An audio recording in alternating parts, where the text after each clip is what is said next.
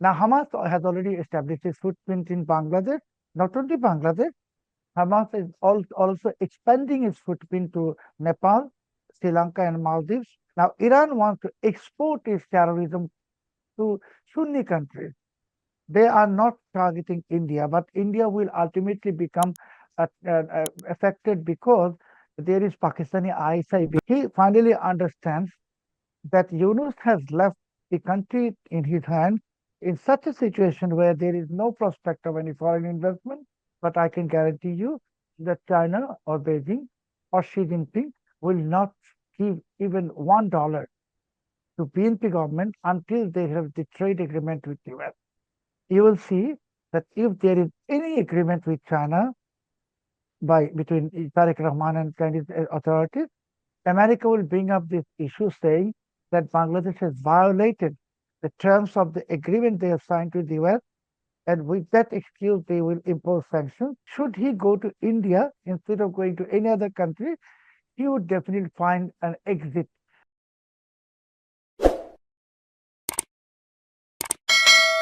Namaskar. This is Pratim Ranjan Bose, and you are watching Podcast with Pratim. My today's guest is Mr. Salah Uddin Shoaib Choudhury.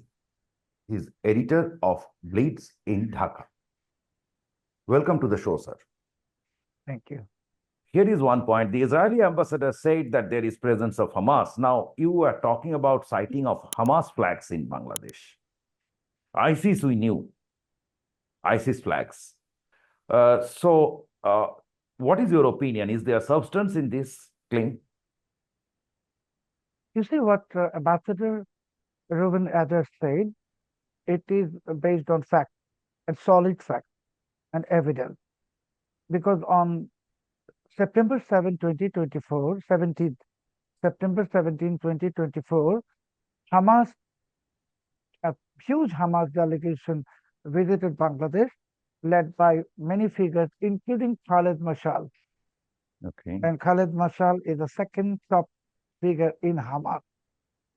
Now, Bangladeshi Islamists and anti-Israel forces, they want to justify saying that Khaled Mashal came to attend a Islamic congregation where Pakistani scholars also attended.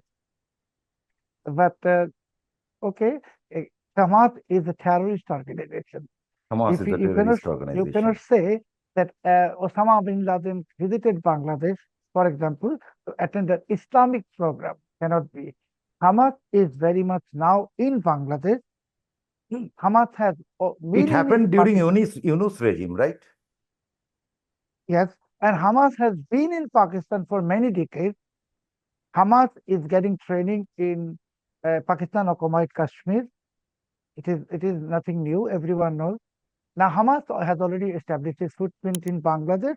Not only Bangladesh, Hamas is also expanding its footprint to Nepal, Sri Lanka, and Maldives. Why Nepal? Because the tough mountainous areas in Nepal, there are many Al-Qaeda training camps in 2003. And Hamas is also establishing its training camps in Nepal. And the reason is that, again, as Americans understand that Bangladesh is slipping out of their hands, and at the same time, Iran has its own agenda of waging war or jihad against the Sunni nations. Saudi Arabia, Qatar, Kuwait, all are Sunni nations. Now, Iran wants to export its terrorism to Sunni countries. They are not targeting India, but India will ultimately become affected because there is Pakistani ISI behind Hamas. You mean, okay, you see that Iran is exporting Hamas to this part.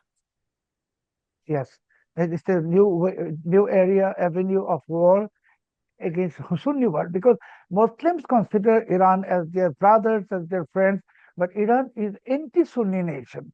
Right, Their it's a Shia nation. Agenda right. Is, yes. And Israel being the only democracy in the Middle East, the Israeli ambassador like Mr. Reuven Adder, who is also the head of the South Asia and Southeast Asia desk, So, I mean, he is not uttering anything like Pakistani diplomats. They have the solid evidences, and they have also shared some evidence with your Indian authorities. So Right. it is quite, yes, quite a verified information. And maybe today, sometime today or tomorrow, I'm going to interview Mr. Azhar again with more detail about this situation. Hamas is already in Bangladesh, no doubt, and Hamas is expanding its footprint to Nepal, Sri Lanka, and Maldives. It is also no doubt because I'm saying this thing on your esteemed platform on record. So I have little knowledge about these things, the counterterrorism. I have been doing the research for 3 decades. So Hamas is here, and it is here to destabilize Bangladesh because here actually two reasons, two agendas. One, American agenda to establish, create an atmosphere where they can uh, uh, establish their military base in this country. And Iran's agenda is to destabilize the Sunni world, entire Sunni world. Chaudhary, one thing is there is a, I have a little bit of confusion. We all know that the West was dictating terms. Yunus. It was publicly told that Yunus is an American puppet, uh, and etc. So why? And US has whole lot of hold on Pakistan, Israel. It is often said that the road to USA is through Israel. Now, all these connects are there. So why should Bangladesh, a tiny country and with its own Yunus government in power, why should it go the Hamas way against US interests? Yeah. USA is behind creation of all militancy outfits in the world, including Al Qaeda. And no one knows, and no one will No, Al actually Qaeda I know. can understand, but why Hamas? Yes, Why US should accept that? because as I said, that US has other reasons for behind exporting Hamas in Bangladesh. That when the entire weapon market is drying up in the Middle East, so US wants that newer war front in Asia. It is not only Bangladesh. It is India, it is Bangladesh, Pakistan, Sri Lanka, Nepal, Maldives, Myanmar, even Thailand, and beyond. So America wants to create another war front in Asia, which will keep its military industrial complex alive. And although we know Hamas is Iranian proxy or Hezbollah is Iranian proxy, we know it. Al Qaeda is enemy of US, but actually, at the end of the day, we will know that behind the creation of all these monsters, it was American CIA. You said that, fine, let me go back to our original discussion about Tariq Rahman government that has been silent or, as if it is just enjoying the show. You spoke about Hamas and Hezbollah we all know they are proxies of Iran and etc. But there is also a discussion in Bangladesh that Jamaat is a proxy of BNP in the sense that the relation between the ruling party and the opposition party is a bit too good. Too good. So that takes me to a question, an interesting situation. Mr. Modi was the first, and as a regional power, Mr. Modi was the first to invite Mr. Tariq Rahman. And BNP and the government did not accept it. They are going to China instead, from Malaysia, then China. And today I saw a statement by Tariq Rahman's right-hand man, Mr. Humayun Kabir, that Mr. Rahman will visit India at the opportune moment. It seems like the US president is speaking about coming to India at an opportune moment. So clearly, Tariq Rahman government is giving a cold shoulder, or it seems that is giving a cold shoulder to India and going to China. And it is using my question is it Jamaat behind, or is it actually BNP? You said earlier it was BNP who engineered, who are behind sending Chinmoy to jail, right? Now this time it is Jamaat, and the relation between Jamaat and BNP is too good. So whether it is a Jamaat plot or a BNP plot to do this and use it as a pretext to not to visit India, give more room to Pakistan and China, the usual story of BNP. BNP had been so in the past as well. In my opinion, should Khaleda Zia now die in 2025, Tariq Rahman would wait for 2 years, giving 2 years space to Yunus for the election. But things happened suddenly, and Tariq Rahman was completely unprepared to become the prime minister of this country.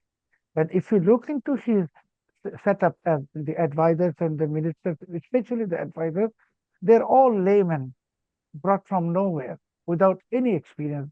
For example, Humayun Kabir, as you mentioned, or Dr. Zahid, who created a drama in New Delhi. So these are all unknown faces without having minimum experience about what they are doing. Now, who is pushing whom? No one is pushing no one. Tariq Rahman is completely frustrated. He finally understands that Yunus has left the country in his hands in such a situation where there is no prospect of any foreign investment. He will not get money from any of the international lenders like World Bank or Asian Development Bank.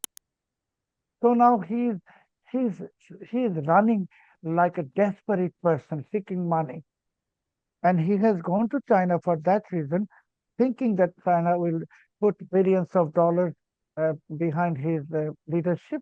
But I can guarantee you that China or Beijing or Xi Jinping will not give even $1 to BNP government until they have the trade agreement with the US.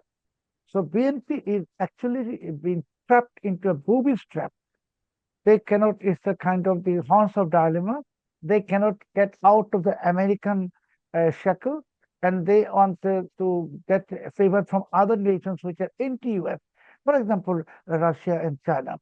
I think, in my opinion, finally, I would like to humbly say that when the Bangladesh sought the nuclear power plant from Russia, again, BNP government, or when Tariq Rahman has gone to China, Trump administration, US state, they are very much aware. And this is the trap they have set. You will see that if there is any agreement with China between Tariq Rahman and Chinese authorities, America will bring up this issue saying that Bangladesh has violated the terms of the agreement they have signed with the US, and with that excuse, they will impose sanctions on individuals or organizations, paving the path for establishing the American military base in this country. So this is the final plan of the US, and Tariq Rahman has already been pushed to this trap, and he has no way out. Should he go to India instead of going to any other country, he would definitely find an exit point, not only exit point, a reason to survive and sustain in this country with the support of India. Because if there was support from India, there would be naturally support from Russia and but the government was not in favor of, because the first signal was when Khalilur Rahman's visit was designated as a transit or something, right? So that was the first signal that they are not ready to regard it. They would go on the anti-Indianism. Yeah, because Tariq Rahman, as I said, that he has been pushed to this trap. And who has pushed to this trap? Khalilur Rahman, Humayun Kabir, and others. Khalilur Rahman belongs to Muhammad Yunus, and Humayun Kabir belongs to no one. We don't even know who he is. So altogether, but he has access to Mr. Mirza Fakhrul, who is a seasoned leader. Dr. Fakhrul has no power at all in this government. He is a puppet. The main power person in, for example, Mirza Fakhrul is holding an important ministry, but the state minister is the most powerful person. All the senior leaders of BNP government, senior leaders with experience, they have been turned into lame duck almost. And the government is run by some youngsters who were giving a company to Tarique Rahman for the 17 years, and they don't have any experience. But some of them, I don't want to mention, they have the very suspicious background with MI6 and even Pakistani, I think.